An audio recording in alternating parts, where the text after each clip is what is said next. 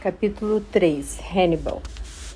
Enquanto os homens se beneficiavam de um merecido repouso em improvisadas casernas de inverno, Hannibal desdobrava-se em intensa atividade. Assim enviou mensageiros para todos os chefes das tribos da Gália Cisalpina, com o objetivo de incitá-los e a seus guerreiros a submeterem às determinações de Cartago. Para o comandante púnico, tal adesão era uma questão de vida ou morte. A continuidade das operações dependia desse congraçamento de forças. Durante a travessia dos Alpes, o filho de Amílcar perdera dezenas de milhares de homens. Além de animais de carga, restavam-lhe 20.000 soldados e 6.000 cavaleiros, ou seja, a quarta parte do exército que tinha sido formado em Nova Cartago. Com toda certeza, esses homens estavam fortalecidos pelas provações suportadas, mas constituíam um número insuficiente para enfrentar as legiões recrutadas às pressas para barrar-lhes o caminho. Tendo voltado por mar da região de Massália, Públio Cornélio Cipião chegara com seus homens a Placência, onde assumiu o comando das tropas sob as ordens de Gaio Atílio Serrano e Lúcio Mânlio Vulso. Ambos desmoralizados pelas derrotas sofridas diante dos boiênios, o cônsul também enviara emissários para os gauleses, que lhe inspiravam uma total confiança, mas para seu colega, Tibério Semprônio Longo, acampado em Lilibeia, intimando-o a deixar o mais rapidamente possível a Sicília, dirigir-se a Ariminum e em seguida encaminhar-se em marcha forçada para o norte. O general púnico sabia que, além de reunir os gauleses com os italianos, era necessário atacar o inimigo antes que os dois cônsules viessem a consumar a junção de seus exércitos. Assim, depois de ter consultado seus oficiais, decidiu impressionar as mentes, apoderando-se da capital dos Taurinianos, que era uma tribo que vivia na região de Turim. Conquistada após 3 dias de cerco, todos os habitantes, sem distinção de idade ou sexo, foram decapitados. A notícia espalhou-se por todas as localidades vizinhas. Os que se opunham à presença das tropas cartaginesas não deviam esperar nenhum tipo de clemência por parte dos comandantes púnicos. Durante esse tempo, cansado de esperar os reforços prometidos, Públio Cornélio Cipião atravessara o rio Ticínio por meio de uma ponte edificada às pressas e sumariamente fortificada. Tendo instalado acampamento a algumas dezenas de estádios dessa ponte, viu em breve o exército de Hannibal acampar em uma curva do rio Pó. Para os dois generais, a batalha que estava sendo preparada revestia-se de uma importância desigual. Se fosse vencida, o romano poderia atravessar de novo o Ticino e refugiar-se em Placência durante o resto do inverno. Por sua vez, se a sorte fosse contrária ao filho de Amílcar, esse deveria esperar pela primavera rodeado por populações hostis antes de voltar à Ibéria. Desse modo, na véspera do combate, ambos tiveram o cuidado de inflamar suas tropas. Para Cipião, tratava-se de um exército insuportável. Como era um medíocre orador, sentia enorme dificuldade em embalar seus homens com uma fala vibrante. Assim, quando estes foram reunidos sob uma fina garoa, ele teve de fazer um esforço excepcional para si mesmo para pronunciar algumas palavras. Soldados, amanhã vocês hão de enfrentar um inimigo que já foi derrotado por nossos pais e foi expulso por nós da Sicília e da Sardenha, além de ter sido obrigado a nos pagar durante 20 anos um pesado tributo. Trata-se de uma corte de vencidos que irá apresentar-se diante de vocês. Mas em que estado? Para semear o terror entre as nossas colunas, seu chefe imaginou atravessar os Alpes, passando pela estrada mais longa e difícil, ou seja, a Via Heracleana. Durante essa operação, ele perdeu a maior parte de seus homens em apetrechos. Segundo os relatórios de seus espiões, os cartagineses estão mortos de cansaço e sofrem com os efeitos do frio, já que estão habituados a climas mais temperados. Suas armas estão avariadas e o emagrecimento dos cavalos chegou a um tal ponto que os animais se assemelham a velhas cavalgaduras que nenhum de vocês aceitaria como presente. No mesmo tom monótono, Cipiano prosseguiu. Eis o adversário que está à espera de vocês amanhã. Fiquem sabendo que a minha preocupação é a glória de vocês. Até hoje, um único medo deixara meu coração gélido de pavor. A ideia de que os Alpes viessem a destruir completamente esses invasores sem fé nem lei, decididos a trazer a desolação para nossa pátria. Mas essas montanhas foram magnânimas.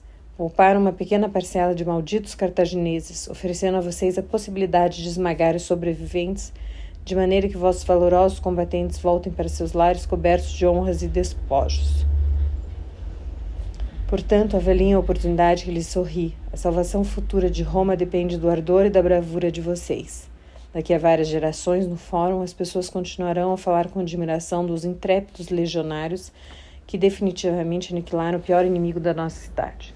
Não deixem escapar esta ocasião de merecer o reconhecimento de nossos concidadãos e do Senado. Após a vitória, daremos graças aos deuses, sacrificando-lhes numerosos animais, entre mentes que as oferendas de vocês sejam os inumeráveis cadáveres dos púnicos e de seus mercenários. Algumas aclamações pífias saudaram tais palavras, pronunciadas em tom monocórdio e seco. Pelo contrário, no outro acampamento reinava uma verdadeira festa. Antes de dirigir aos soldados um longo discurso, Hannibal mandara que se agrupassem em círculo para gratificá-los com um espetáculo especial. Montanheses, feitos prisioneiros no decorrer da travessia dos Alpes, enfrentar-se-iam diante deles em um combate singular. Além da liberdade, o vencedor receberia um cavalo e armas. Em breve, o primeiro par de gauleses iniciou a peleja. Um era grande e louro, enquanto o outro era de pequeno porte e tinha cabelos compridos e pretos, amarrados com uma fita. Cada um estava armado com uma espada e um escudo redondo de couro. Sob os aplausos dos espectadores, que apostavam a soma de seu soldo ou uma parcela de seus futuros despojos, os combatentes lutavam como verdadeiros leões, rolando várias vezes pelo chão encharcado de água. Embora irmãos de raça, ambos combatiam desesperadamente para conservarem a vida. O guerreiro louro logo mostrou sinais de cansaço. Seu adversário, dotado de incrível agilidade, obrigava-o a deslocar-se continuamente, exaurindo-lhe assim toda a energia. De repente, o gigante escorregou, mas não teve tempo para se levantar. Seu contendor lançou-se sobre ele e o decapitou. Em seguida, exibindo a cabeça na ponta da espada, o vencedor do combate soltou gritos terríveis, enquanto esboçava uns passos de dança.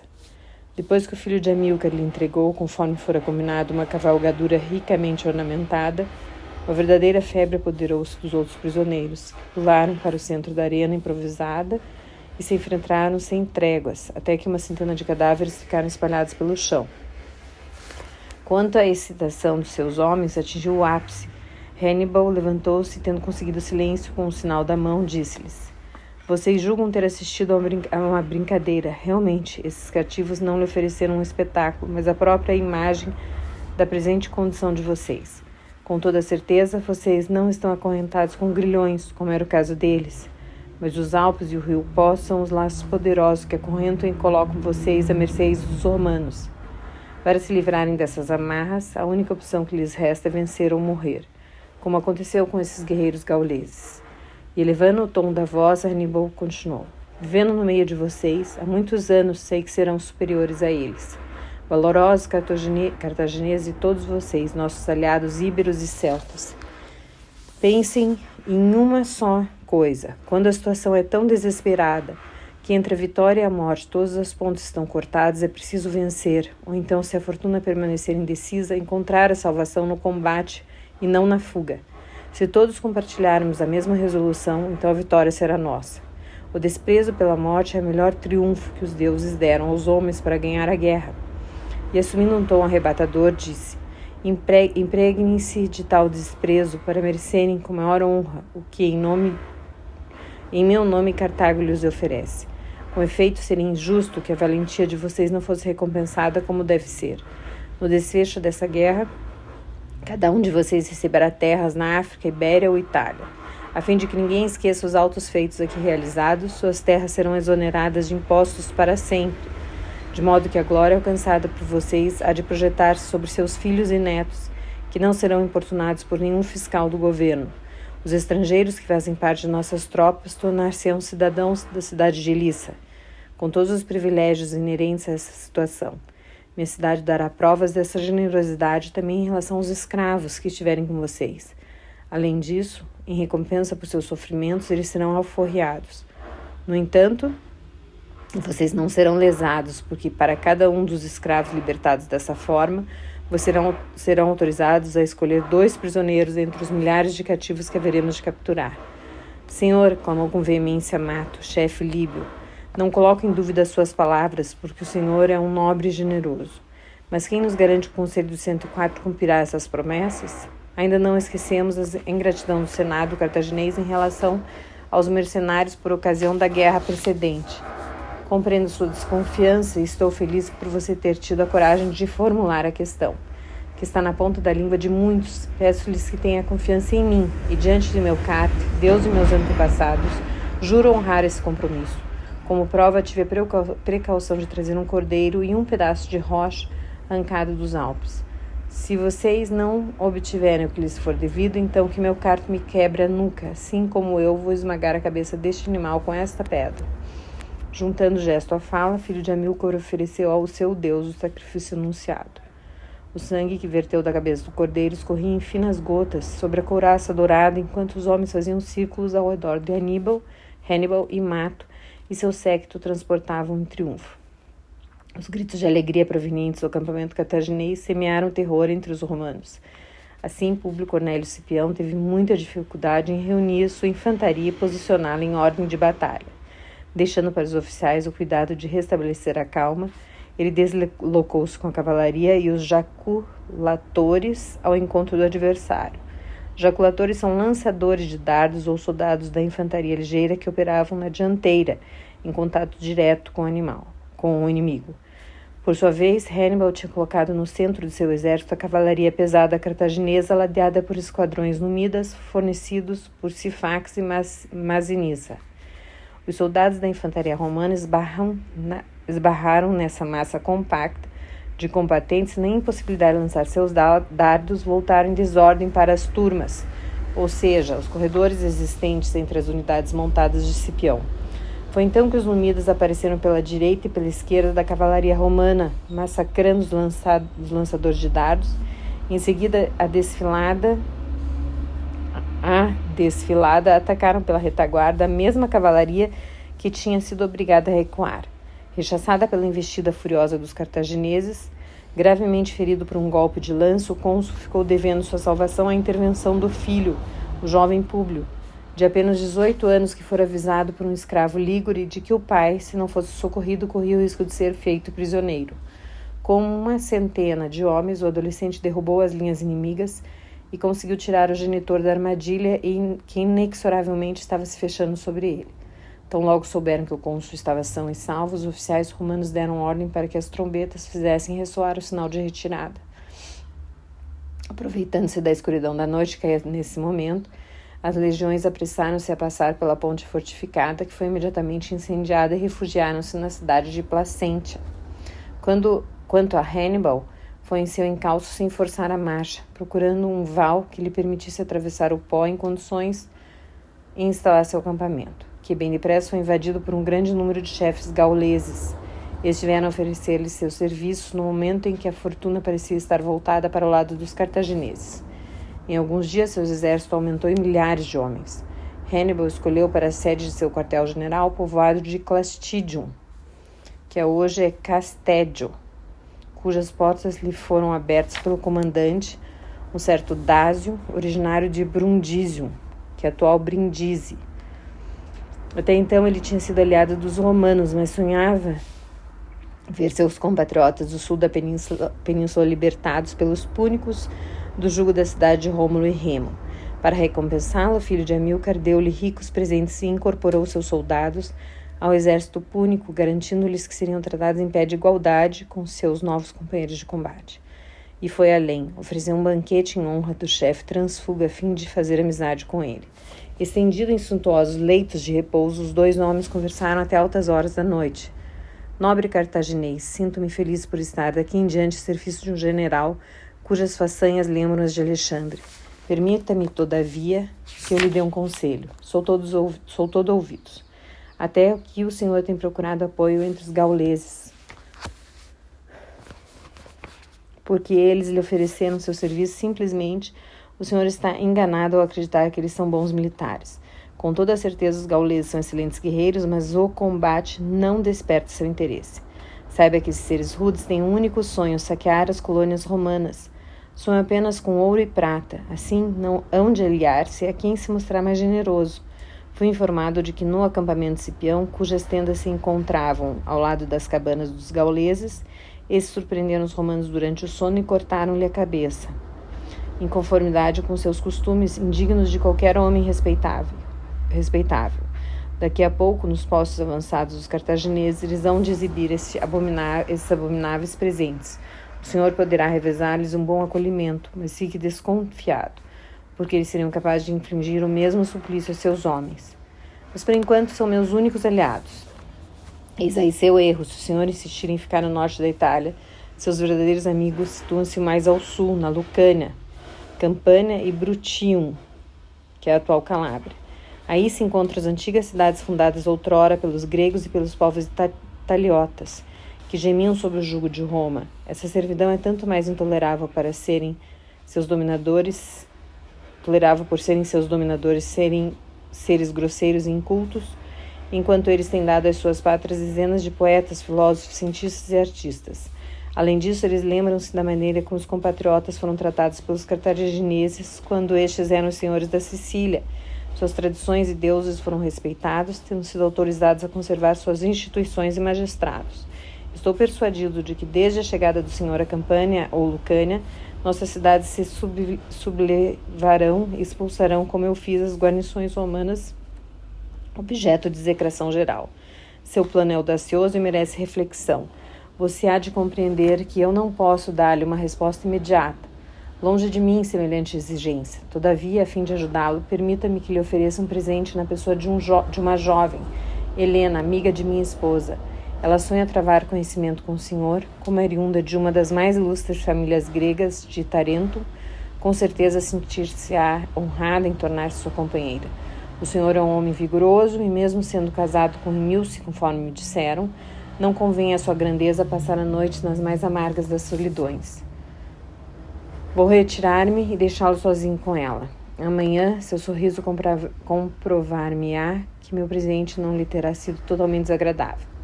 Dásio deixou a tenda de seu anfitrião, onde penetrou uma jovem de uns 20 anos, vestida com uma túnica comprida branca, presa na cintura por um cinto de linho bordado. Tinha cabelos pretos longos e encaracolados, pele morena, olhos castanhos e rosto ligeiramente maquiado.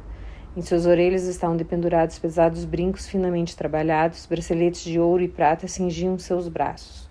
Com toda certeza, em companhia de suas serviçais, ela havia passado a tarde a preparar-se para aquele encontro, porque adivinha-se que seu corpo estava oleado e perfumado com essências raras que imperceptivelmente deixaram Hannibal perturbado. Estou às suas ordens, disse-lhe a jovem, com aspecto falsamente recatado. Vim de minha própria vontade, pois não sou escrava de Dásio, tampouco sou amante. Como o senhor teria direito de suspeitar? Há muito tempo que nossas famílias são unidas, e eu acompanhei sua esposa, minha amiga de infância, quando esses malditos romanos lhe confiaram o comando da guarnição de Clastidium. Até agora eu maldizia os deuses por me ter relegado a este povo sem graça. Hoje estou agradecida por sua bondade, já que a providência colocou o senhor em meu caminho. Você é mesmo muito atrevido e sua atitude não me desagrada. No entanto, nada tenho para lhe oferecer que seja realmente invejável. Sou casado e por nada deste mundo eu repudiaria Emilce, minha mulher bem amada. Portanto, não fique imaginando que um dia você poderá ocupar seu lugar ao meu lado. Você é bela e desejável e é possível que desde essa noite venha compartilhar meu leito, já que há muito tempo não sinto o prazer que um homem pode ter com uma criatura do outro sexo. Todavia tenho muito respeito por você, não me passe pela cabeça tratar-te como uma vulgar cortesã. Assim peço que se retire antes que seja tarde demais. Enchê-la-ei de presentes e colocarei à sua disposição uma escolta para que a conduza até ao ponto mais próximo, onde o navio a levará de volta à sua família. Disseram-me que o senhor era diferente dos outros homens, e agora dou-me conta de que tal afirmação não representa uma mentira inspirada na bajulação. Se ainda tivesse dúvidas, estariam sido dissipadas por suas palavras. Faça de mim sua companheira, saberei conservar minha posição e nunca esquecerei os limites que o senhor determinou para a nossa união. Pegando-a pela cintura, Hannibal a estendeu na cama e, enquanto faziam amor, foi descobrindo brincadeiras que teriam causado surpresa a Emilce. Com as carícias do parceiro, Helena não se continha em seus trejeitos voluptuosos, mas no último momento esquivava-se para exigir do amante que de novo tentasse aproximar-se do seu sexo. até que por fim os dois corpos estreitamente enlaçados foram atravessados pela mesma fulgurância do prazer. Ao contato com essa mulher tão fogosa, o filho de Amílcar sentiu-se revigorado, preparado para enfrentar novos perigos. Quando finalmente ela adormeceu, finalmente ele adormeceu, a jovem permaneceu acordada, brincando com seus cabelos encaracolados e murmurando-lhe ao ouvido palavras graciosas. Ao alvorecer, quando o acampamento despertou, eles voltaram a fazer amor antes de se separarem. Ao sair da tenda, Hannibal encontrou-se casualmente com Silenos e disse-lhe em tom irônico: "Você continua escrevendo o relato de minhas vitórias? Minha tarefa não é fácil, pois o senhor acumula vitórias sucessivas. Além disso, pelos depoimentos dos soldados a seu respeito, sinto dificuldade em estabelecer a distinção entre verdade e lenda. Às vezes tenho a impressão de que eles exageram, então descubro com admiração que suas afirmações estão bem abaixo da realidade. Creia-me, relatar as façanhas de um semideus como o senhor é uma missão bem árdua. Você não tem necessidade de blasfemar inutilmente, correndo o risco de atrair sobre minhas tropas a ira de Melkart e Baal-Hamon. Sou apenas um humilde mortal às voltas com as tentações da carne e tenho a preocupação de não esquecer minhas limitações, a fim de poder avaliar todos os dias os favores de que sou acumulado pelos espíritos do alto. Acho que tal prudência poderá pregar-lhe uma peça se o senhor se obstinar em assumir uma atitude em que procure evitar sempre contrariar o destino. Todavia, levarei em consideração seus conselhos para que meus escritos lhe sejam agradáveis. Fico-lhe agradecido por isso. Mudando de assunto, você não é originário de Tarento? Com certeza. Qual é a razão dessa pergunta?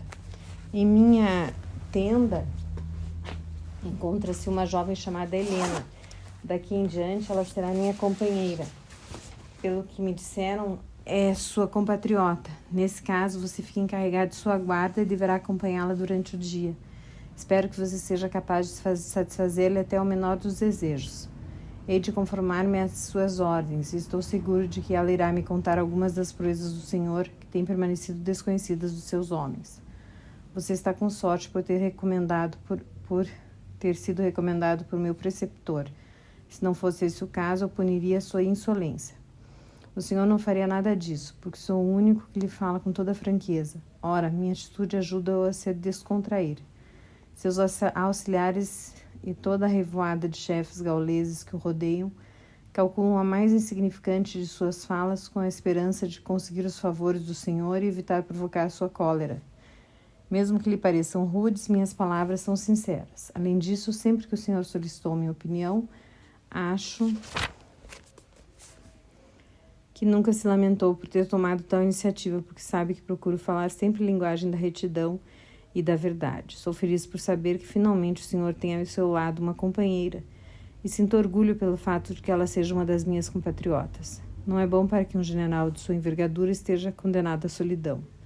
Não tenha medo em relação ao julgamento de seus soldados. Estes hão de regozijar-se com sua felicidade, porque esta haverá de aproximá-los do Senhor e o tornará mais acessível à compreensão da natureza humana. Como está vendo, eu já não o considero um semideus. Neste caso, seu desejo foi atendido. Com um sorriso dissimulado nos lábios, Hannibal deixou o interlocutor para dirigir-se ao encontro de Maharbal, comandante da cavalaria, e de seu irmão, Magon, com os quais desejava falar a respeito das próximas operações. Havia já algum tempo que estes o pressionavam para passar a ação, antes que as geadas do solstício de inverno o condenassem a um repouso forçado. Nesta manhã, Maharbal tornou-se mais insistente do que era seu costume. Estamos perdendo um tempo precioso e nossos aliados começam a se interrogar em relação às nossas intenções. Já interceptei várias mensagens enviadas aos romanos por alguns chefes gauleses presentes neste acampamento e deem ordem para que nossos destacamentos devastassem os territórios desses traidores, a fim de que eles fiquem cientes de que não haveremos de tolerar nenhuma duplicidade. A situação não está favorável para nós, muito pelo contrário. Públio Cornélio Cipião está gravemente ferido e incapacitado por muito tempo de assumir o comando de suas tropas. Quanto ao outro cônsul, Tibério Semprônio Longo, acabou de chegar ao seu acampamento à frente de 2 legiões e, segundo os meus espiões, está com pressa em desafiar-nos. Nossos inimigos recebem reforços e você está falando de boas notícias? Sem dúvida, porque o novo comandante em chefe dos romanos nada conhece da arte da guerra. Em breve, ele deverá entregar seus poderes aos novos cônsules, que serão eleitos em Roma. Assim sonha concluir seu mandato com algum golpe relâmpago que lhe valeria a admiração de seus compatriotas. Se os provocarmos, obrigando-o a nos atacar, ele cairá em nossa armadilha antes mesmo de dar-se conta do que está acontecendo. Justamente, com Magon, tive a ideia de preparar uma emboscada que lhe será fatal. Regozijo-me em saber que, a despeito de sua juventude, meu irmão está se tornando perito em estratégia militar. Hannibal, não zombe de mim, resmungou Magon. Qual teria sido sua reação se tivesse recebido um comentário semelhante de Asdrúbal, o Belo? Entre o nosso acampamento e o dos romanos, localizei um córrego bem estreito, cujas margens estão cobertas por mata fechada e por arbustos com altura suficiente para que os cavaleiros possam facilmente se dissimular. Se aceitar acompanhar-nos para inspecionar o local, há de verificar que seria possível armar aí uma cilada. Na companhia do irmão e de Maharbal, o filho de Amílcar dirigiu-se imediatamente ao local indicado e contemplou satisfeito a vasta planície que dava acesso às margens do córrego. Magon, enganei-me ao zombar de você. Daqui em diante darei mais atenção às suas opiniões. Nesta noite voltaremos a nos encontrar. Já terei amadurecido um plano e comunicarei a vocês minhas ordens para a batalha que amanhã nos há de conduzir à vitória. Durante toda a noite, Hannibal não parou de desenhar e redesenhar no chão as posições de suas tropas e as do inimigo. Além disso, testou todas as possibilidades de ataque. Em silêncio, Helena continuava a observá-lo, contentando-se em apresentar-lhe, de tempos em tempos, uma taça de vinho quente que ele bebia de um só gole, voltando a mergulhar em suas reflexões. Ao cair da noite, acompanhados por seus oficiais, Magon e Maharbal vieram ao seu encontro. Quando todos já se encontravam à sua frente, Hannibal esboçou um sorriso. Os deuses estão sendo generosos conosco e hão de entregar-nos os romanos com a condição de que vocês observem escrupulosamente minhas recomendações. Segundo as informações à minha disposição, os efetivos de nossos 2 exércitos são praticamente idênticos, por volta de 40.000 homens. Portanto, não será o número, mas a astúcia que irá decidir o desfecho do combate. Eis o meu plano. Magon escolha 100 cavaleiros e 100 soldados entre os mais valorosos de nossos combatentes e peça a cada um que lhe indique 9 homens em que deposite inteira confiança. Nessa noite, depois de um bom repouso e bem agasalhados, vocês irão esconder-se no mato, ao longo da corrente de água. Mas antes que ressoem os 2 toques espaçados de trombeta, ninguém vai mexer nenhuma palha, sob nenhum pretexto. Vocês terão de suportar o frio, já que é importante que o inimigo não se dê conta da presença de nossas tropas nesse local. Quanto a Maharbal, tão logo desponte o dia, dirija-se com um esquadrão de númidas para diante do acampamento adversário. Seus homens deverão municiar-se com grande número de dardos para provocarem os romanos, tratando-os de covardes. No momento em que Tibério Semprônio Longo der ordem à sua cavalaria para perseguir Maharbal e seus homens, finjam estar em pânico e voltem a atravessar a correnteza do Trébia, a fim de se juntarem ao exército que deixarei posicionado em uma única linha com um comprimento de 20 estádios.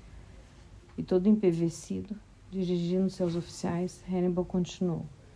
Porém, todos vocês devem estar atentos para que, depois de terem tido cuidado de mandar soldados untarem os corpos com óleo e gordura para protegê-los da friagem, eles tenham um bom repouso à volta das fogueiras acesas diante das tendas. Quanto aos legionários, terão de transpor a correnteza gelada para chegar até nós.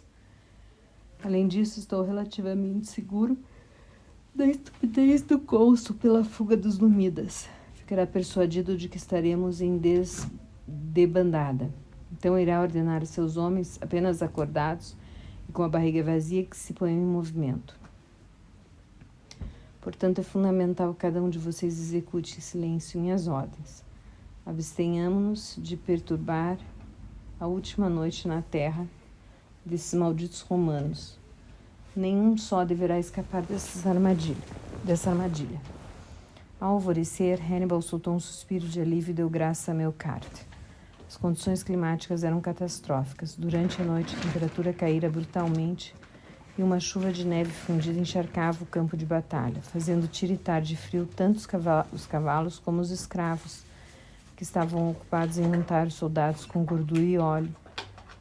Em breve ouviram-se ao longe os gritos estridentes dos númidas que curveteavam diante do acampamento romano antes de recusarem uma desordem habilmente fingida. Então logo chegaram as posições cartaginesas, colocaram-se à direita e à esquerda da infantaria pesada. Como havia sido previsto por Hannibal, Tibério Semprônio Longo lançou-se em perseguição aos númidas, com 6.000 cavaleiros e a infantaria ligeira. Tendo verificado que a estrada estava livre, ordenou às legiões que avançassem em direção à correnteza. Aos milhares, dobrados sob o peso do equipamento, seus soldados afundaram até a altura dos ombros na água glacial. Ao galgarem a margem oposta, sacudiram-se desajeitadamente para se livrarem da água, o rosto deformado pela dor que lhes infligiam as queimaduras do frio. As duas infantarias enfronharam-se no combate, enquanto continuava caindo a chuva de neve fundida. Mais bem protegidos contra a geada e apoiados pelos mercenários íberos e gauleses, os cartagineses suportaram com valentia o assalto do inimigo, apesar de sofrerem pesadas perdas. Ao verificar que os lígures estavam prestes a ceder, Hannibal deu ordem para que, com a ajuda dos elefantes, cujo aparecimento semeou o terror nas colunas dos contingentes italianos, os númidas esmagassem a cavalaria romana. Atrás dos númidas avançaram os soldados armados com piques, assim como os fundibulários baleáricos, que atacaram os flancos, daí em diante sem proteção da infantaria inimiga. Foi então que se ouviram distintamente 2 toques espaçados de trombeta, saindo da mata. Magon e os seus 2.000 homens atacaram pela retaguarda as tropas de Tibério Semprônio Longo, que combatiam voltados para a correnteza e não tinham nenhuma vontade de mergulhar de novo na água gelada para chegar ao seu acampamento. A única solução era tentar forçar a muralha de ferro constituída pela infantaria pesada cartaginesa, mediante obstinados assaltos contra os mercenários gauleses. Somente 10.000 legionários conseguiram abrir caminho em direção a Placentia, enquanto os outros 30.000 foram massacrados ou obrigados a se render. No final do dia, ovacionado por seus homens, Hannibal mandou reunir os cativos e os separou em 2 grupos. Aos italianos restituiu a liberdade, intimando-os a voltarem para seus lares e a informarem os magistrados de suas cidades de que os cartagineses tinham vindo como amigos para libertá-los do jugo da cidade de Rômulo e Remo. Quanto aos romanos, entre os quais figuravam alguns senadores e cavaleiros, foram colocados sob forte vigilância. Todavia, o general púnico prometeu-lhes que poderiam ser resgatados por suas famílias, mediante o pagamento de uma poupuda soma. Em seguida, inspecionou as colunas de seu exército, cujas perdas não tinham sido negligenciáveis. Ficou sobretudo inquieto com o estado dos elefantes. Dos 80 paquidérmios que tinham deixado Nova Cartago, restava apenas uma dezena, dos quais 8 pareciam condenados a morrer em breve, a despeito dos cuidados prodigalizados pelos cornarcas.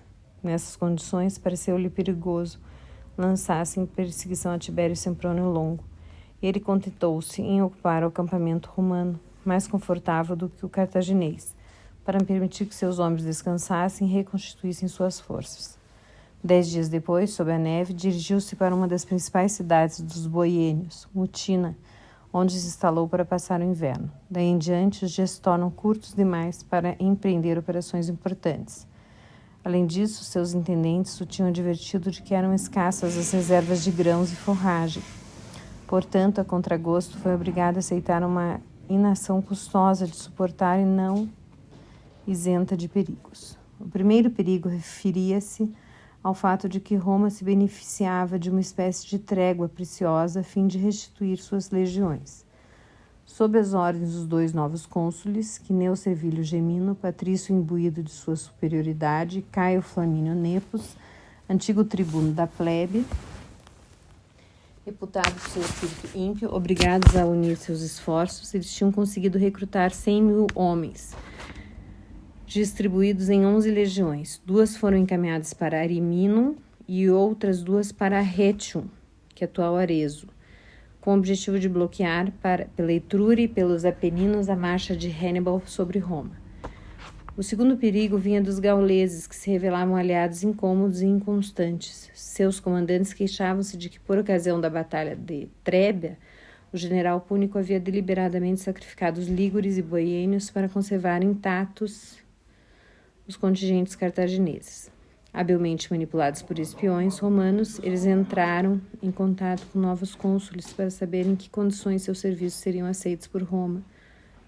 Como alguns mensageiros foram interceptados pelos cavaleiros de Marrabo, este condenou à morte vários chefes gauleses suspeitos de alta traição. A insegurança de Mutina era tão grande que começou a circular um estranho boato. Hannibal estaria com tanto receio da deserção de seus aliados que já não aparecia em público a não ser disfarçado, utilizando diferentes perucas, trocadas todos os dias, a fim de dissimular sua identidade. Murmurava-se que o próprio irmão, Magon, teria abordado na rua o chefe púnico assim travestido. Como não o tivesse reconhecido, teria ameaçado maltratar o homem que pretendia ser o filho de Amílcar Barca. Tratava-se aí de pura efabulação que, no entanto, deu lugar a alguns saborosos quiprocós. Nas ruas da capital boiênia, os soldados cartagineses ricamente vestidos, eles tinham se apoderado dos apetrechos dos cativos romanos, membros da aristocracia. Eram interpelados por solicitadores que os cobriam de bajulações, acreditando estar tratando com Hannibal. Para dissipar qualquer mal-entendido, o general púnico foi obrigado a aparecer com maior frequência em público. Aproveitando desses incidentes, Helena repetiu ao amante que, a qualquer preço, ele deveria afastar-se da Gália Cisalpina para dirigir-se ao sul da península, onde estavam à sua espera aliados mais seguros e dedicados. A força de arrebatadoras carícias e intermináveis noites de amor particularmente ardentes, ela conseguiu levá-lo a aceitar sua proposta. Apesar do grande furor de Marharbo, conhecido por sua fraqueza, este não mediu suas palavras ao dirigir-se ao superior hierárquico. O senhor deixa que uma mulher lhe dite sua conduta, Amílcar. Seu pai nunca teria cometido um erro semelhante. Será que você está com ciúmes de minha boa fortuna? De modo algum. Sou um homem como os outros. Tenho também uma companheira escolhida entre as prisioneiras que estão sob minha guarda. Todavia, tenho a preocupação de trocá-las todas as semanas para não me apaixonar. Além disso, fico com receio de que possa ser uma espiã a soldo de nossos inimigos. Você sabe muito bem que não é esse o caso de Helena, que faz parte de uma das mais ilustres famílias de Tarentum. Aliás, Silanus, seu compatriota, confirmou-me que seus familiares eram conhecidos por terem sempre resistido aos filhos da loba. Eu não vou afirmar o contrário, mas não gosto que as mulheres se intrometam em questões militares e políticas. E o que dirá Emilce se os espíritos bem-intencionados vierem a comunicar-lhe que o senhor mantém uma ligação com essa mulher? Nesse aspecto, nada há a temer. Fizemos um trato. Assim posso garantir-lhe que se minha mulher viesse ao meu encontro, Helena teria de deixar imediatamente o acampamento. Suas afirmações não chegam a me convencer totalmente, mas em virtude da estima que lhe tenho, deposito inteira confiança no senhor. Em breve, o período de mau tempo chegará ao fim. Como iremos retomar nossa campanha, gostaria de conhecer suas intenções. Os cônsules estão pressupondo que, para chegar a Roma, vou seguir pela via Aurélia ou pela via Cássia. Nesse caso, bastaria que operassem a junção de seus exércitos no Alto Tibre para me obrigarem a enfrentá-los em uma região muito bem conhecida por eles e completamente estranha para mim. Nossos guias gauleses também não estão bem informados e nesta matéria não terão nenhuma utilidade para nós. O senhor é capaz de façanhas extraordinárias, mas não me venha dizer que os deuses nos levarão a transpor os Apeninos no dorso das águias que pululam nessa região. Ainda que eu viesse a oferecer-lhe centenas de animais em sacrifício, meu Carte nada poderia fazer por nós. No entanto, vamos repetir a façanha que realizamos ao atravessar os Alpes. Dessa vez irei conduzir nosso exército por uma estrada que o mais corajoso dos romanos não aceitaria seguir por nada nesse mundo. De Mutina chegaremos a Bonônia, atual Bolonha, e em seguida abriremos caminho para Florentia, que é Florência, que por se situar nas margens do rio está rodeada por uma zona de pântanos que se tornaram ainda mais perigosos pela recente enchente do Arno. Penetraremos nessas águas lamacentas, o que será uma operação bem difícil, como você pode imaginar. No entanto, tal manobra irá permitir que nos lancemos de improviso sobre as legiões de Caio Flamínio de Nepos, infligindo-lhe uma derrota sem precedentes. Nos primeiros dias de primavera, o exército cartaginês pôs-se a caminho. A primeira etapa do trajeto efetuou-se sem grandes percalços, e os soldados marchavam com ligeireza, persuadidos de que o trecho restante também seria fácil. Em breve foram tomados de pavor, quando penetravam nos pântanos encobertos por um espesso nevoeiro e de onde exalava um fedor pestilento. Para evitar a deserção, Hannibal teve cuidado de distribuir seus homens em grupos distintos. Na frente da coluna marchavam os íberos e os líbios, seguidos por veteranos cartagineses considerados mais fiéis de seus companheiros, prontos a morrer por seu chefe, se este lhes desse tal ordem. Em seguida vinham as cortes indisciplinadas e pouco seguras dos gauleses, seguidos pela cavalaria cartaginesa e pelos númidas, colocados sob a ordem de Magum, cuja missão consistia em impedir os boêmios insúbrios e lúgubres desertarem ou fazerem longas paradas.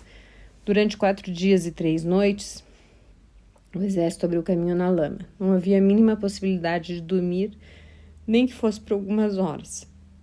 Era preciso marchar, ou melhor, progredir, chafurdando na água gelada, sem perder de vista as balizas que indicavam aos homens o caminho a seguir para evitarem os buracos e abismos provocados pela enchente do rio. Os que, vencidos pela fadiga, se afastavam da coluna acabavam perecendo afogado, e seus cadáveres, inchados de água, flutuavam à superfície, decompondo-o tão rapidamente quanto os dos animais de carga que sucumbiam sob o peso das bagagens. Muito rapidamente, os homens perderam o respeito pelos mortos, além de maldizerem em seus dialetos de sonoridade estranha tanto seus deuses quanto o filho de Amílcar. Os gauleses serviam-se dos cadáveres dos companheiros e dos cavalos como se fossem barcos, ao avançarem nos pântanos. Por sua vez, Hannibal tinha subido com Helena para o dorso do único elefante sobrevivente, ao qual ele havia dado o nome afetuoso de Sírio, por razões que apenas ele conhecia, e nunca chegou a revelar a quem quer que fosse. A partir do 2º dia, ele começou a queixar-se de uma intensa dor no olho direito, duplicada por um violento surto de febre. Especialista na utilização de plantas medicinais, sua amante confeccionou compressas untadas de ervas, conservadas com uma arca e frequentemente trocadas por Helena, que limpava a órbita infectada com vinho e azeite. No 3º dia, o olho não era mais do que uma chaga supurante. Consultado por Hannibal, o médico grego informou sem cerimônias que ele acabaria morrendo, se não fosse feita a enucleação do órgão doente. Desse modo, mandou seu paciente engolir uma taça de vinho, na qual tinha derramado algumas doses de uma poderosa droga. Estendeu-a sobre a maca e, com a ajuda de uma fina lâmina, retirou com todo cuidado o olho, antes de seccionar o nervo óptico. Finalmente, depois de limpar o sangue que escorria em abundância, impregnando o lençol sobre o qual repousava o chefe púnico, o grego fez um cataplasma para tampar a órbita, daí em diante vazia. A cirurgia salvara a vida de Hannibal, mas haveria de desfigurá-lo para sempre. O jovem, cuja beleza era admirado por todos, agora não passava de um caolho. No entanto, essa enfermidade valeu-lhe um suplemento de admiração por parte de seus homens. Será que eles poderiam ter uma boa razão de queixa no momento em que seu chefe, que havia compartilhado seus sofrimentos até o fim, acabara contraindo essa doença que o tornara deficiente? Todo o exército soltou um imenso suspiro de alívio quando finalmente deixou a região pantanosa para retomar a marcha em terra firme. Após uma parada de 2 dias, as tropas puseram-se em movimento, vingando-se então de seus recentes dissabores sobre os ricos domínios pertencentes aos romanos. Por toda a parte era possível observar a fumaça que subia ao céu, provocada pelos incêndios que devastavam as fazendas, estábulos, trebarias granjas abandonadas pelos proprietários. Para Hannibal, essa política da terra arrasada não era unicamente um ato de vingança. Com efeito, para seus espiões, ele sabia que o cônsul Caio Flamínio Nepos havia construído toda a sua carreira política, tomando a defesa de pequena propriedade agrícola, e tinha uma única ideia: socorrer seus partidários, os modestos fazendeiros romanos, sem levar em consideração os conselhos de prudência que lhe eram dados por seus oficiais e senadores. De fato, foi o que se passou. Estacionado em Arrentium, Caio Flamínio Nepos recusou-se a esperar pela chegada das legiões de seu colega, Cneu Servilio Gemino, patrício contra quem alimentava certa desconfiança. Além disso, reservou uma fria recepção aos senadores enviados por Roma para levá-lo a ponderar melhor suas iniciativas. Depois de ter escutado suas sensatas recomendações, ele perdeu a calma e lançou-lhes na cara em tom desdenhoso: Ilustres senadores, vou resumir o pensamento de vossas excelências nesses termos. Fiquemos sentados diante das muralhas de Arrentium e aí que temos, como todos sabem, nossa pátria, nossos penates. Deixemos escapar Hannibal, pouco importa que ele devaste a Itália e que depois de ter saqueado e incendiado todo o território, se aproxime das muralhas de Roma. Quanto a nós, proibido de nos movermos daqui até que os senadores, temendo pela sorte de suas suntuosas residências na nossa capital, tomem a decisão finalmente de me chamarem. Digam ao Senado que não obedecerei às suas ordens, tanto mais que terei a aprovação do povo. Em seguida ordenou às tropas que se pusessem imediatamente em movimento. No cúmulo da irritação, saltou sobre o cavalo com tamanha brusquidão que o animal desequilibrado caiu no chão, arrastando o cônsul na queda. Tratava-se de um terrificante presságio, que conciliava o adiamento da operação, mas o general romano de nada quis saber. Outro episódio ainda mais grave, quando um centurião informou de que a porta-estandarte não estava conseguindo arrancar sua insígnia do chão onde tinha ficado cravada. Flamínio olhou do alto a baixo, com ar desdenhoso, dirigiu-lhe as seguintes palavras: Será que você também é portador de uma carta do Senado que me impede de desencadear o combate? Vá dizer-lhes que retirem a insígnia com uma pá, se é que são gelados de pavor ao ponto de não poderem retirá-la com a mão. Informado da partida do cônsul, Hannibal decidiu atraí-lo para a beira do lago Trasimeno, já identificado pelos cavaleiros de Marrabo como local propício para armar uma emboscada análoga à armadilha preparada em Trébia. No sopé dos montes de Cortona, um estreito desfiladeiro estabelecia a separação entre as margens do lago e a montanha, desembocando em uma vasta planície onde o chefe púnico instalou seu acampamento, deixando aí apenas os contingentes líbios e íberos. Do outro lado da montanha, totalmente dissimulados aos olhares dos inimigos, posicionaram seus baleáricos e a infantaria ligeira cartaginesa, assim como os cavaleiros númidas escondidos nas gargantas situadas à entrada do desfiladeiro, tendo chegado ao cair da noite, 2 dias depois, na véspera do solstício de verão. Data pouco propícia aos combates por razões religiosas, Caio Flamínio Nepos instalou o acampamento às pressas e nem se deu ao cuidado de enviar patrulhas para o reconhecimento das imediações. Ao despontar do dia, uma espessa bruma inabitual na estação cobriu o lago e a entrada do desfiladeiro, onde as legiões penetraram em marcha rápida, ansiosas por alcançar a planície onde se situava o acampamento cartaginês.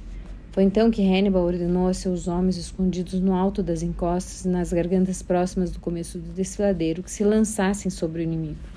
Ele próprio encontrava-se à frente dos mercenários híbridos e dos veteranos púnicos. Cercados por todos os lados e a despeito dos esforços expendidos, os legionários saíram de suas colunas e puseram-se em debandada.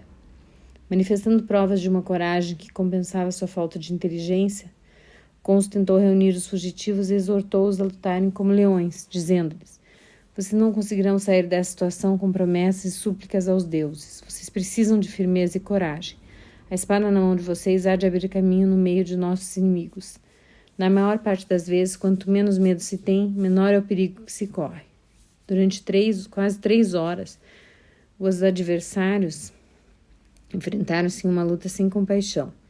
Estavam de tal modo envolvidos em matarem-se uns aos outros que nenhum se deu conta do violento sismo que semeou desolação a pouca distância dali, destruindo numerosas cidades e provocando o deslizamento de uma grande parte da montanha.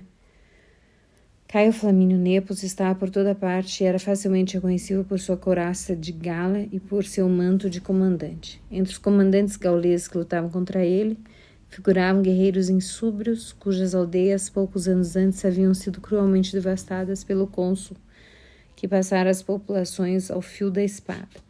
Um deles, chamado Ducário, que perdera a mulher e os filhos nesse massacre, resolveu vingar seus familiares, metendo as esporas no cavalo, entrou de alma e coração na luta, ceifando com sua pesada espada os cavaleiros romanos que protegiam o comandante.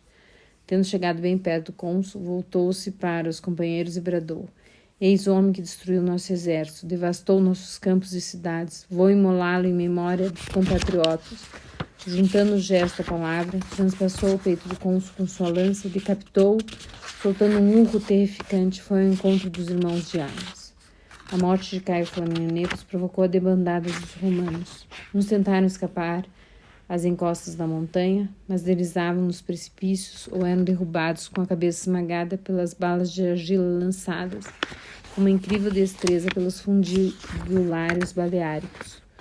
Outros mergulharam nas águas do lago, onde a maioria se afogou. Os que escaparam do afogamento, ao voltarem à margem, foram decapitados pelos cavaleiros Unidas, ávidos de sangue. Somente 6.000 soldados que ocupavam a dianteira do exército romano conseguiram transpor as linhas inimigas e refugiar-se em uma cidade vizinha. No entanto, foram capturados pelas tropas de Maharbal, que já haviam conquistado a povoação. Nessa noite, Hannibal exultou. Roma acabava de sofrer a mais importante derrota de sua história e tinha perdido 15.000 homens, enquanto ele lamentava a morte de 1.500 combatentes, sendo a maior parte deles constituída por mercenários gauleses. Assim, mandou os soldados recolherem as armas abandonadas pelos legionários, uma vez que pretendia que suas tropas viessem a utilizá-las. Em seguida, fiel à tradição da família Barca, ordenou que fossem prestadas homenagens aos oficiais inimigos que haviam dado a vida pela pátria, cujo corpo foram consumidos durante toda a noite em imensas piras fúnebres, acesas a toda a pressa.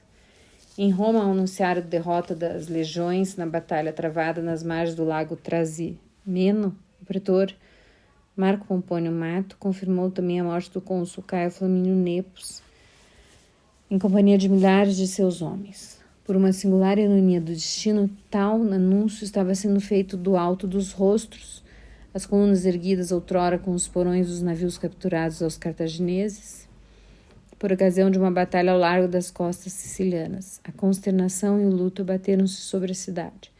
Todos os dias as mulheres reuniram-se às portas para espreitar o improvável regresso dos maridos ou filhos. Como o segundo cônsul estava em possibilidade de comunicar-se com o Senado, os comícios centuriais foram convocados para escolherem um ditador, ou seja, um magistrado dotado durante um curto período da plenitude dos poderes tanto civis quanto militares, e assistido por um auxiliar que recebia o título de comandante de cavalaria. Assim, essas funções foram ocupadas respectivamente por Quinto Fábio Máximo Verrucoso, que, em outras 2 vezes, já fora nomeado cônsul, e outrora fizera parte da embaixada enviada a Cartago após a tomada de Sagunto, e por Marco Minúcio Rufo, um dos principais adversários do plenário do Senado. Homem de grande piedade, Quinto Fábio Máximo acreditava que o recente desastre era devido à impiedade de Flamínio, que não levara em consideração os presságios desfavoráveis, a saber, a queda do cavalo e o incidente da insígnia que tinha ficado cravada no chão. Assim, o ditador decidiu solicitar o perdão dos deuses, erigindo um templo a Vênus Ericina. Ora, por ocasião da guerra com a cidade de Elissa, o principal santuário dessa divindade, situado na Sicília, havia servido de refúgio a Amílcar, que acabou por abandoná-lo no momento da capitulação de suas tropas. Em seguida, o sumo pontífice Lúcio Cornélio Lentulus levou o povo a jurar que iria sacrificar aos deuses a produção da primeira primavera após a vitória. Tendo sido adotada tais medidas, o ditador recrutou 2 novas legiões e foi ao encontro do contingente comandado por Cneu Servilio Gemino para conduzir todas as suas forças à Apulia, onde instalou o acampamento em Aecle, atual Troja, depois de ter ordenado a evacuação de todas as localidades ameaçadas por Hannibal. Com efeito, após sua vitória, o general púnico havia atravessado a Umbria e alcançando as margens do Adriático, tendo saqueado de passagem as ricas planícies do Piceno. Seus homens haviam amontoado tal quantidade de despojos que vergavam sob o peso de suas rapinas. No entanto, ao avistarem o mar, soltaram gritos de alegria, já que nos 2 últimos anos, depois de terem deixado Nova Cartago, nunca mais o tinham visto. Durante várias semanas, tiveram direito a um merecido repouso, entrecortado por sessões de exercícios destinadas a familiarizá-los com o seu novo equipamento. Na realidade, Hannibal decidira que daí em diante seus soldados haveriam de servir-se do escudo, ou seja, o escudo comprido e retangular dos legionários. Milhares desses objetos tinham sido encontrados no campo de batalha de Trasimeno. Quanto aos cavalos que estavam com sarna, foram curados pelo banho em vinho velho e em seguida fartamente alimentados com forragem fresca. Na expectativa da chegada não só da remonta requisitada a Cartago, mas também de elefantes que deveriam substituir os que não tinham conseguido sobreviver às geadas e às intempéries do inverno. No momento em que julgou que seus homens estavam prontos para retomar as hostilidades, o filho de Hamilcar levou-os para devastar o norte da Campânia, em particular o vale de Vulturno, célebre por seus vinhedos. As plantações de vinha foram sistematicamente arrancadas. Por toda parte, os gauleses incendiavam as fazendas, provocando a fuga dos colonos romanos que rogavam pragas contra a nação de Quinto Fábio Máximo, cujas tropas se contentavam em acompanhar de longe o exército cartaginês. Informando a respeito desses descontentamentos, Hannibal agravou ainda mais, preocupando-se em destruir toda uma série de domínios, com exceção do que pertencia ao ditador. Assim, o fato de ter poupado a propriedade de Quinto Fábio Máximo levantou a suspeita de que tal generosidade resultasse de acordo secreto entre os dois generais. Desejoso de responder a essa infamante acusação, o comandante romano decidiu desferir um golpe decisivo, cortando a estrada ao adversário, que estava prestes a alcançar a Puglia, onde passaria o inverno. Assim, o ditador posicionou as legiões à entrada do vale de Calícula, a meia encosta das colinas que dominavam o estreito desfiladeiro que deveria ser atravessado pelo exército cartaginês. Qualquer outro general teria caído nessa armadilha ou recusado. Pelo contrário, Hannibal utilizou-se da requintada astúcia para superar essa dificuldade. Ordenou a um de seus auxiliares, um certo Asdrúbal, que escolhesse entre as cabeças de gado capturadas aos romanos 2.000 bois, nos chifres dos quais foram atados feixes de lenha seca. Antes do despontar dos dias, os animais foram conduzidos para o cume das colinas, ocupadas pelas legiões. Nesse momento, Asdrúbal mandou atear fogo nos ramos amarrados aos chifres dos animais. Acreditando que os cartagineses estavam tentando transpor os picos, os romanos subiram ao seu encontro, deixando sem vigilância os desfiladeiros, pelo qual o exército púnico passou em marcha forçada. O lapso de tempo que o inimigo levou para se dar conta do subterfúgio e voltar a descer em direção ao vale foi suficiente para que as tropas do comandante Caolho ficassem fora do alcance dos comandantes romanos e chegassem ao povoado de Gereonium, localidade desaparecida, situada no vale de Fortore. Uma vez instalados ali, apesar de sofrerem pesadas perdas, os cartagineses acabaram rechaçando o assalto dos soldados de Marco Minúcio Rufo. O comandante romano havia decidido empreender tal ofensiva porque desejava que lhe fossem outorgados os mesmos poderes usufruídos por Quinto Fábio Máximo. Na realidade, não estava satisfeito com o título de comandante de cavalaria. Assim, levou seus partidários em Roma a exigirem a modificação de seu estatuto.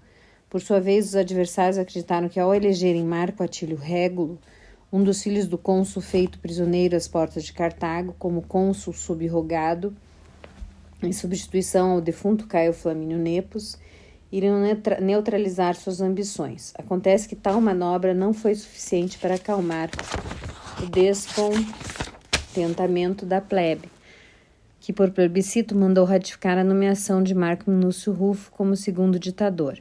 Tão logo teve conhecimento da notícia, ele procurou um pretexto qualquer para enfrentar Hannibal. Assim, acampou nas proximidades do acampamento do chefe púnico, que rapidamente se deu conta de que o adversário impaciente por travar batalha, cairia na primeira cilada que lhe fosse armada.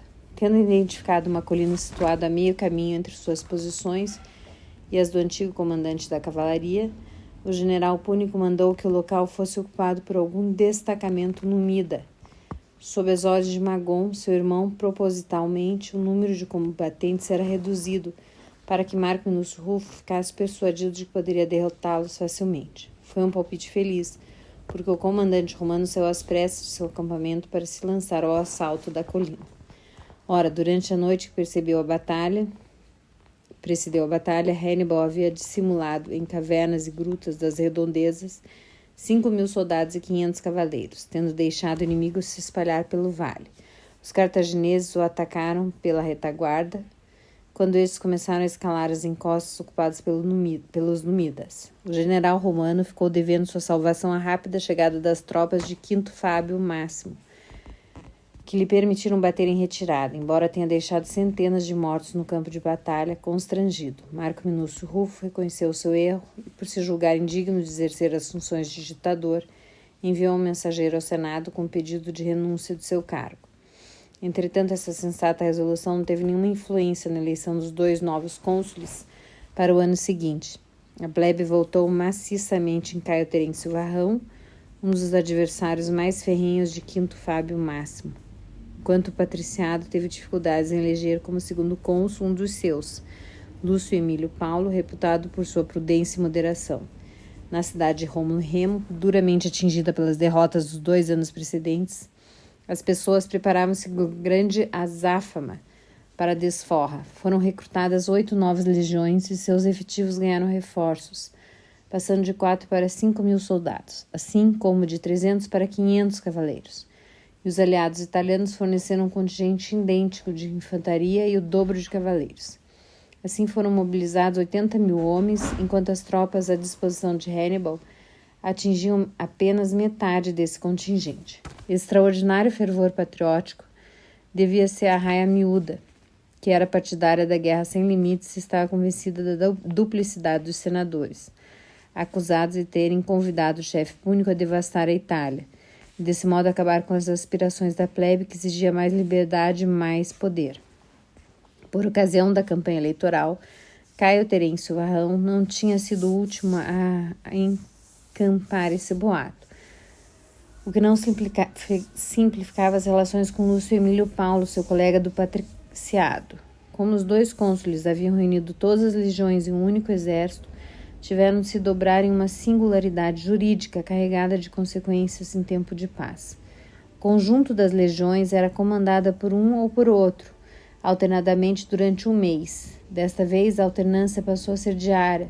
Assim, durante um dia, Caio Terêncio Varrão detinha o comando das operações, mas no dia seguinte era substituído pelo colega que anulava as decisões tomadas. Ora, 2 dias depois, eles voltavam a vigorar. Durante o inverno e a primavera e uma parcela do verão, os adversários permaneceram nas respectivas posições. O primeiro a romper essa imobilidade foi Hannibal, que abandonou o Geronium para marchar em direção a Cane, mais conhecido pelo nome de Canas, um modesto povoado situado às margens de Alfido, hoje é atual Ofanto, um modesto povoado situado em pleno centro de uma rica região agrícola, onde as searas já estavam quase amadurecidas. Foi aí que ele teve o cuidado de instalar seu acampamento em um local protegido do Vulturno, chamado nos dias de hoje Libécio. Em italiano, esse vento é equivalente ao Sirocco. O vento que soprava durante o verão, arrastando turbilhões de poeira. Sob a pressão da plebe, os 2 cônsules dirigiram-se ao encontro do exército púnico a fim de enfrentá-lo. Chegaram no fim de julho, e a disputa entre os 2 tornou-se acirrada durante alguns dias. Varrão era favorável a um ataque imediato, enquanto o colega afirmava em alto e bom som que se eximia de qualquer responsabilidade se fosse tomada uma tão funesta iniciativa. Na manhã do 1º de agosto, Hannibal mandou que suas tropas saíssem do acampamento, mas Lúcio Emílio Paulo recusou o combate. No dia seguinte, bem cedo, Caio Terêncio Varrão, que reclamara da covardia do colega, convocou o Estado-Maior para anunciar que tinha chegado a hora da luta decisiva. Insensível às críticas formuladas pelos auxiliares, posicionou as legiões de ordem de batalha em uma frente com cerca de 20 estádios, cujo centro foi colocado sob o comando de Caio Civílio Gêmino e Marco Atílio Régulo. Por sua vez, com a cavalaria, Lúcio Emílio Paulo ocuparia a ala direita. E ele próprio se dirigiria para o flanco esquerdo, apoiado por elementos da cavalaria aliada e por 2 legiões compostas por recrutas de última hora, entre os quais Varrão contava com obstinados admiradores. Então logo observou os primeiros alvores da manhã, a movimentação do inimigo. Magon precipitou-se para a tenda do irmão mais velho a fim de acordá-lo. Com efeito, ele estava dormindo com Helena a seu lado em trajes íntimos. Pedindo desculpas por sua audácia, ele informou Hannibal de que em breve a batalha começaria. Fique calmo, disse Hannibal. Hoje você terá realmente necessidade de calma, porque nossos adversários contam com o dobro dos nossos homens. Todavia, mesmo que tivesse o triplo, eu estaria confiante em relação ao desfecho do confronto. Os romanos estão esgotados por causa da canícula que nos tem castigado. Além disso, seu comandante Varrão é um sujeito pretensioso que ignora tudo que diz respeito à arte da guerra. Ele há de sofrer a mesma sorte de seu predecessor, Caio Flamínio Nepos, que foi severamente derrotado por nossas tropas no Tracímino. Quais são suas ordens? Mande os baleáricos e a infantaria ligeira atravessarem o Alfido e posicione-se na primeira linha. Em seguida, os soldados gauleses e íberos deverão colocar-se ligeiramente à frente da infantaria pesada e cartaginesa e líbia. Os cavaleiros devem formar a ala esquerda diante da cavalaria romana, enquanto os númidas constituirão o nosso flanco esquerdo. Não se esqueça de prevenir-me quando tiver terminados esses preparativos. Nesse momento, irei ao seu encontro e você combaterá ao meu lado como segundo comandante. Quem irá dirigir nossa cavalaria? Maharbal. No entanto, os númidas serão confiados ao seu ajudante de campo, Hanon. Pretendo testar a capacidade desse jovem oficial. Radiante de orgulho por seu irmão mais velho manifestar-se uma tão grande confiança, Magon cuidou escrupulosamente da rápida instalação do exército cartaginês. No centro, os batalhões alternados de guerreiros gauleses e íberos formavam um surpreendente conjunto. Os primeiros, nus até a cintura, estavam armados com pesadas espadas e tinham começado a entoar seus cânticos tradicionais, entrecortados com gritos selvagens. Os outros, vestidos com túnicas de linho branco, guarnecidas com uma faixa de cor púrpura, afiavam os curtos punhais que constituíam sua arma predileta. Contrariamente aos vizinhos, eles estavam silenciosos e esse mutismo, que sublinhava sua fria determinação, gelava de pavor os adversários.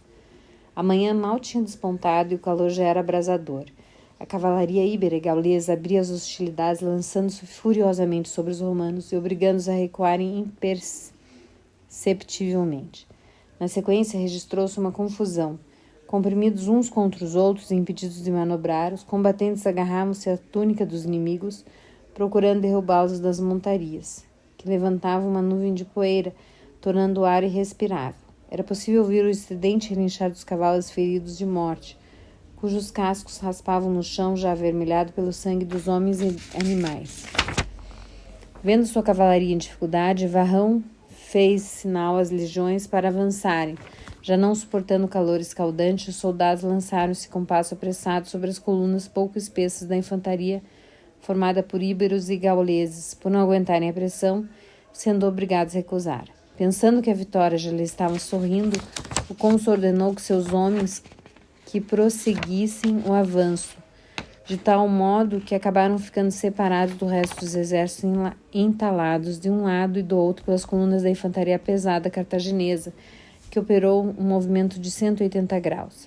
As extremidades de meia-lua, ocupadas pelas tropas de Magon, fecharam-se sobre o inimigo, pego na armadilha como um peixe em uma rede. Depois de destroçar os cavaleiros romanos e italianos, os númidas atacaram pela retaguarda, os legionários que foram massacrados sem compaixão. Foi então que Hanon, ajudante de campo de Magon, teve a ideia de uma artimanha que lhe valeu para o resto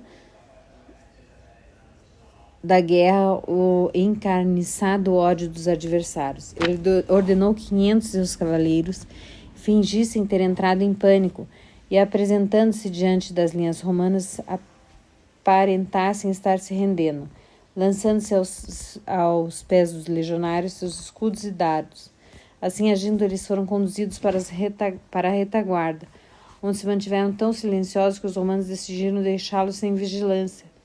Ora, debaixo da túnica, cada um deles havia escondido um curto gládio, Ao sinal dos oficiais, ergueram-se todos ao mesmo tempo e, servindo-se dos escudos dos soldados mortos, atacaram pelas costas seus carcereiros desprevenidos, infligindo-lhes pesadas perdas. Em breve, cansados de matar sem encontrar resistência, voltavam a ocupar seus lugares nas colunas cartaginesas. Do lado dos romanos, o pânico aos poucos se apoderava dos combatentes. Tanto mais que estavam morrendo de sede por causa do vulturno que soprava contra eles, ressecando-lhe a garganta, gravemente ferida pela bala de argila lançada por um fundibulário baleárico. Lúcio Emílio Paulo não quis abandonar seus homens. Dirigiu vários assaltos furiosos, mas infrutíferos, contra os veteranos cartagineses e líbios. Finalmente, em virtude dos atrozes dores provocados por seus ferimentos, ele teve de apear-se, quando seus oficiais formavam à sua volta uma verdadeira muralha para protegê-lo. Observando a cena de longe, Hannibal disse a Magon: melhor assim. É como se ele estivesse me entregando seus homens com mão e pés atados. Sob a saraivada de invectivas da infantaria cartaginesa, que tinha sido reabastecida de água pelos cuidados de Magon, os romanos puseram-se em debandada, no início ainda com certa ordem, e pouco depois na maior confusão. Cada legionário tinha em mente uma única ideia: salvar a vida, abandonando armas e equipamentos para poder correr o mais rápido possível. Sentado em uma pedra com o rosto ensanguentado e o coração destroçado, Lúcio Emílio Paulo assistia a essa retirada, mas era tão grande sua fraqueza que nada pôde fazer para tentar reverter o movimento de pânico. Tendo avistado o cônsul, o pretor Quineu Lentúlo, irmão do sumo pontífice, aproximou-se dele e suplicou-lhe para que procurasse um abrigo. Valoroso cônsul, Vossa Excelência é o único de nós que hoje merece ter a vida salva. Fez tudo para impedir esse desastre. Permita-me que eu faça subir na garupa do meu cavalo, assim chegaremos ao seu acampamento, onde tentaremos organizar uma resistência desesperada, na expectativa de que o cair da noite nos facilite a retirada. Já foi comprovado que Roma precisa de Vossa Excelência. Observe a sua volta. O chão está repleto de cadáveres de oficiais que ofereceram suas vidas para proteger a do Senhor. Preste homenagem à sua memória, satisfazendo-lhes o desejo de salvá-lo. Gneu Lentulo, agradeço sua coragem e sua proposta, com grande pesar. Não tenho condições de aceitá-la. Estou sentindo que meu ferimento é mortal e daqui a pouco irei juntar-me aos manes de meus antepassados. Não perca tempo precioso permanecendo ao meu lado. Cavalgue até Roma para ordenar aos senadores que fechem as portas da cidade. Depois de terem providenciado o reabastecimento dos víveres, forragens e provisões em quantidades suficientes para aguentar um longo cerco. Que eles ordenem aos civis que procurem refúgio nas nossas colônias da região norte, de maneira que diminua o número de bocas a serem alimentadas. Diga aos senadores que confiem o comando das operações a seu velho amigo Quinto Fábio Máximo, do qual admiro a sabedoria de quem sempre segui os conselhos. Somente ele poderá reverter a situação criada pela loucura criminosa de Caio Terêncio Varrão. Agradeço aos deuses por me tirarem a vida, porque se eu sobrevivesse a meus ferimentos, seria obrigado a acusá-lo publicamente diante do povo. E sinto tal desprezo pela população que não gostaria de oferecer-lhe um espetáculo nefasto como este, que macularia a dignidade de nossas instituições. Adeus, meu amigo. Que possa escapar dessa matança e cumprir a missão sagrada que estou lhe confiando. Mal acabar de pronunciar essas graves palavras, aproximou-se dele um destacamento de soldados da infantaria cartaginesa que o crivou com dardos mortíferos. Quanto ao pretor, ficou devendo sua salvação ao cavalo, que, tendo sido ferido por um dardo, partiu em grande galope. Carregando seu cavaleiro, com algumas centenas de sobreviventes, Caio Terêncio Varrão, aparvalhado e prostrado, chegou a Canusium, atual Canosa de Puglia, onde, tarde da noite, o centurião comunicou-lhe as primeiras estimativas em relação às perdas sofridas pelo exército romano no desfecho daquele funesto dia. 45.000 soldados e 6.600 cavaleiros tinham perecido, enquanto cerca de 19.000 homens haviam sido capturados. Portanto, o total das perdas chegava a 66.700 soldados de um efetivo de 87.000, o que constitui a mais sangrenta derrota jamais sofrida por Roma. Entre as vítimas, além de Lúcio Emílio Paulo, figuravam 29 tribunos militares, antigos cônsules, incluindo Quineu Servilio Gemino e Marco Núcio Rufo, dezenas de questores e dispretores, assim como 80 senadores que tinham participado da batalha como combatentes voluntários. Ao despojarem os cadáveres, os gauleses e os íberos identificaram também centenas de cavaleiros romanos reconhecíveis pelo anel de ouro que traziam no dedo. Entre os sobreviventes que haviam conseguido fugir e erravam abandonados pelas localidades vizinhas, o desespero atingiu o ápice. Alguns jovens oficiais reuniram-se em torno de Públio Fúrio Filo, cujo pai tinha sido outrora cônsul, e verificando que nada mais poderia salvar Roma do desastre, fizeram um juramento que nada mais poderia chegar a um porto vizinho e embarcar em navios especialmente fretados para se dirigirem à Grécia ou à Ásia e oferecerem seus serviços aos soberanos estrangeiros que assentassem a acolhê-los. Quando teve conhecimento dessa conspiração, o jovem Públio Cornélio Cipião, que salvara seu pai na batalha do Trébia, partiu às pressas ao encontro dos conspiradores, dando-lhe voz de prisão. Em seguida, colocando a espada desembainhada sobre suas cabeças, obrigou-os a repetir o seguinte juramento: eu juro por minha alma e consciência que, além de permanecer na República Romana, não hei de tolerar que só um só cidadão venha abandoná-la. Se conscientemente eu deixar de cumprir essa promessa, que Júpiter, o bondosíssimo, o Deus Altíssimo, castigue minha pessoa, minha casa, minha família e meus bens com as piores desgraças. Nenhum deles se recusou a prestar tal juramento, e de volta à cidade de Rômulo e Remo, todos se empenharam em reanimar os concidadãos enlutados. Para apaziguar a cólera dos deuses, haviam chegado ao ponto de mandar enterrar vivos, na praça do mercado dos animais, 2 gregos e 2 gauleses. No acampamento cartaginês, estava sendo deplorada a morte de 7.000 combatentes, dos quais 4.000 eram mercenários gauleses e íberos. Um cavaleiro númida foi levado em triunfo depois de ter sido descoberto vivo, sem nariz nem orelhas, debaixo do cadáver de um romano que, sem forças para segurar a arma, acabara expirando ao dilacerar com dentada seu adversário. À noite, Marharbal, Magon e seus oficiais foram ao encontro de Hannibal em sua tenda e parabenizaram calorosamente por sua vitória. Mais atrevido do que os outros, o combatente da cavalaria dirigiu as seguintes palavras ao filho de Amílcar: permita-me que parta com um esquadrão de cavaleiros em direção a Roma. Em marcha forçada, em 2 dias chegarei à cidade de Rômulo e Remo, onde ficarei à espera do Capitólio. No Capitólio, depois haveremos de nos banquetear no templo de Júpiter, servidos pelos senadores acorrentados. Sua proposição é sedutora, mas devo refletir antes de tomar uma decisão dessa importância. Nada nos obriga a precipitar-nos em breve. Estarei em condições de corresponder ao seu desejo. Sua resposta me deixa o coração dilacerado, pois esperava uma posição mais firme por parte do filho do Amílcar. Seu pai não teria hesitado um só instante. Quanto ao senhor, evita enfrentar a situação e prefere deixar o inimigo escapar, em vez de desferir-lhe o golpe de misericórdia. Desta forma, sou levado a concluir que, apesar de ter mostrado sua generosidade, os deuses ainda não lhe consideram tudo. Mais do que ninguém, o senhor sabe vencer, mas não consegue tirar proveito da vitória. Marharbal, se outro oficial tivesse falado dessa maneira, eu o teria mandado crucificar, imediatamente por insubordinação. Tenho estima demais por você para aceitar ouvir suas palavras. Assim, neste momento, cada qual se ocupe de suas tarefas. Iremos retomar essa discussão com a cabeça fria. Tom Seco prosseguiu. Além de recolherem as armas e os escudos abandonados pelo inimigo, reagrupem os prisioneiros em 2 categorias.